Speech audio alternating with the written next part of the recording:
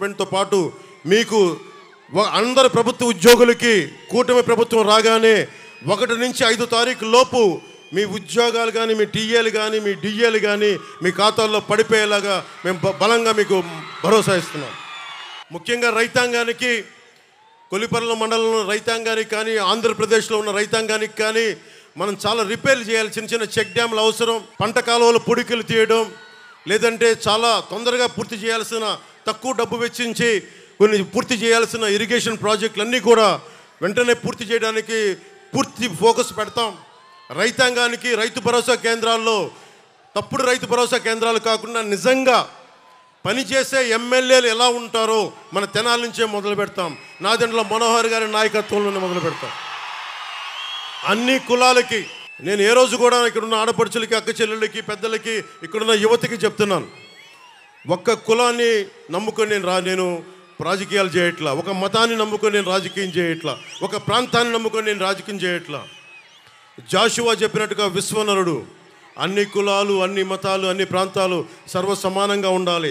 మానవ హక్కుల్ని ప్రతిష్ఠించడానికి, అంబేద్కర్ గారు చెప్పిన ఆశయాల్ని ముందుకు తీసుకెళ్ళడానికి, ఓడిపోయినా కానీ మీకు తెలుసు ఓటమి ఎలా ఉంటుందో.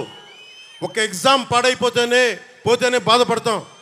అలాంటిది ఒక ఆశయం కోసం వచ్చిన నాకు 2 చోట్ల ఓడిపోతే బాధ ఎలా ఉంటుందో మీకు తెలుసు.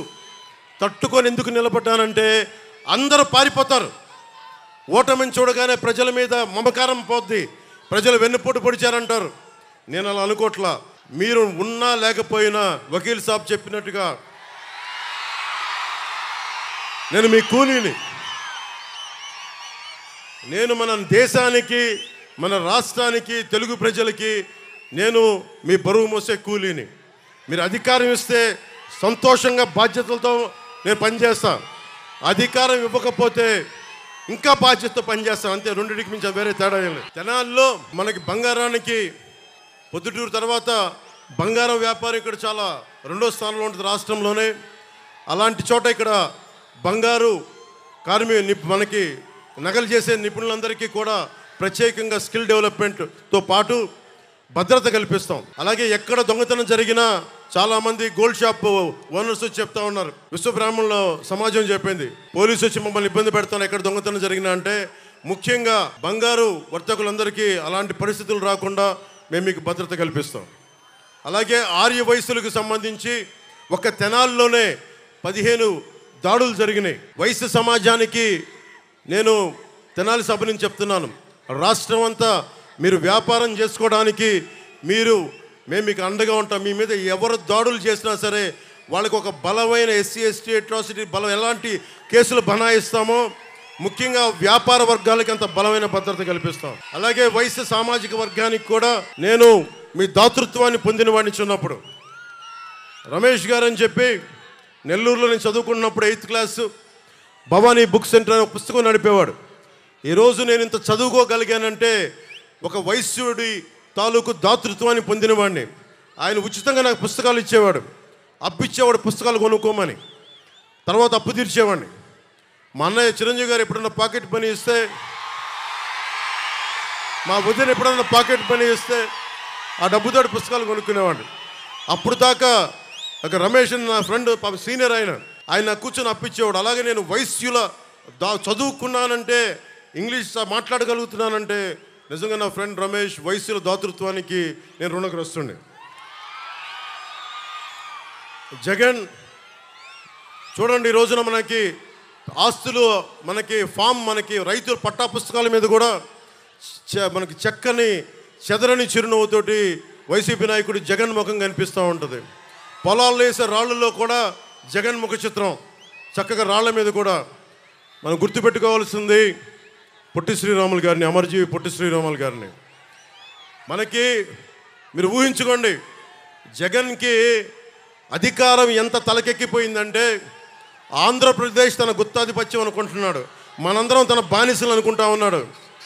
జగన్ కింద పడే రోజు ఎక్కువ రోజులు లేదు, లెక్క పెట్టుకో, నీకు మండలం కంటే తక్కువ రోజులు ఉన్నాయి.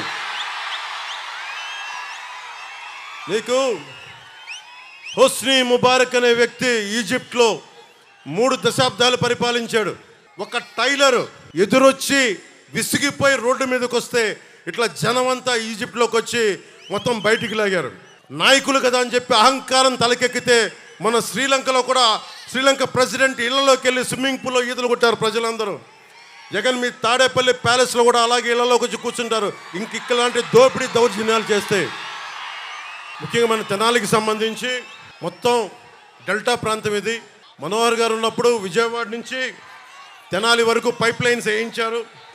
ఇది డెల్టా పరివాహక ప్రాంతం. ఇది ఇంకా తాగునీరు ఇంకా సమస్య ఉంది. ఓవర్ హెడ్ ట్యాంక్ రెడీ అయిపోయినా కానీ ఈ రోజు వరకు మన కుళాయిలు రావట్లేదు. సమస్య దృష్టిలో ఉంది. మీకు 6 నెలల్లోపు మొత్తం అందరికీ మన ప్రతి ఇంటికి నీరు వచ్చేలాగా మేము చర్యలు తీసుకుంటాం. మనస్ఫూర్తిగా మీకు అండగా నిలబడతాం.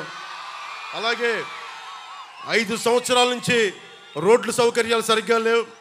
తెనాలి విజయవాడ నుంచి కనెక్టివిటీ బాగాలేదు. నంది వెలుగు పెదరావూరు 4 లేన్ హైవేని మేము, ఎందుకంటే మీకు తెలుసు ఆయన పట్టుకుంటే పట్టు వదలని విక్రమార్కుడు. ఆయన 10 సంవత్సరాలు ఎమ్మెల్యేగా చేసిన వ్యక్తి. ఆయన నాయకత్వంలో నంది వెలుగు పెదరావూరు 4 లేన్ హైవేని చాలా తక్కువ కాలంలో పూర్తి చేస్తాం.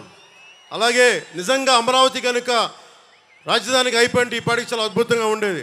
అమరావతి లేకపోవడం వల్ల మన అభివృద్ధి కూడా, మన తెనాలి అభివృద్ధి కూడా నోచుకోలేని పరిస్థితికి వచ్చింది. అమరావతిని రాజధాని చేస్తున్నామని మన అందరి వాగ్దానం మేము మాట ఇచ్చాం. దాంతోపాటు మన నంది వెలుగు పెదరావూరు 4 లేన్ హైవేని పూర్తి చేసి ప్రతి రోడ్లు జగన్లాగా వదిలేయకుండా, అడ్డగోలుగా వదిలేయకుండా మేము రిపేర్లు చేస్తాం.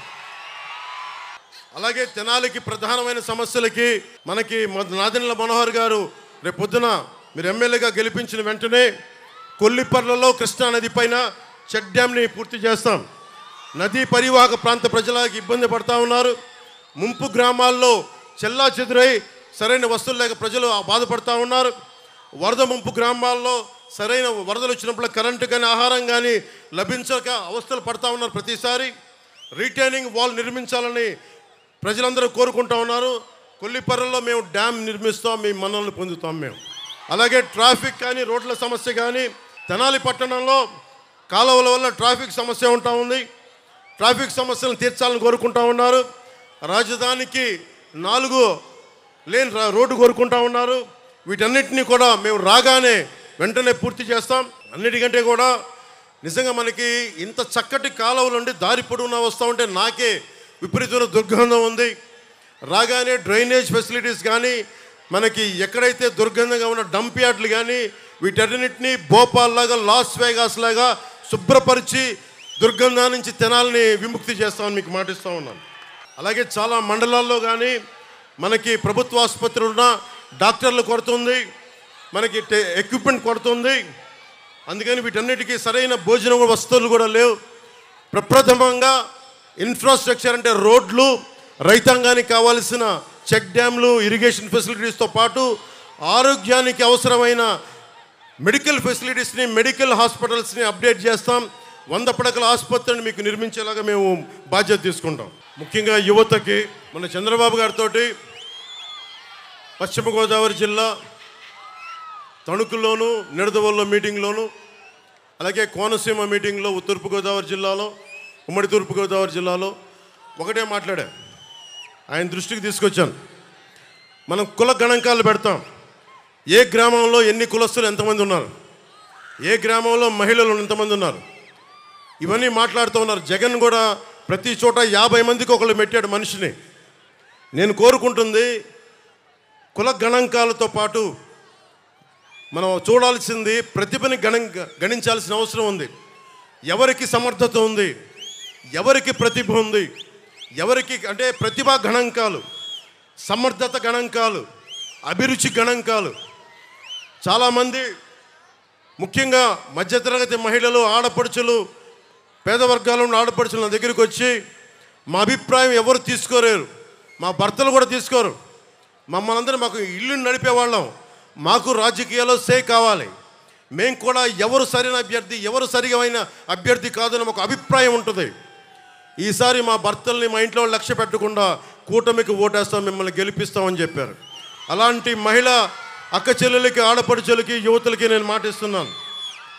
అమ్మ రేపు పొద్దున మీ అందరికీ కూడా గణాంకాలు నిర్వహిస్తాం. కేవలం కుల గణాంకాలు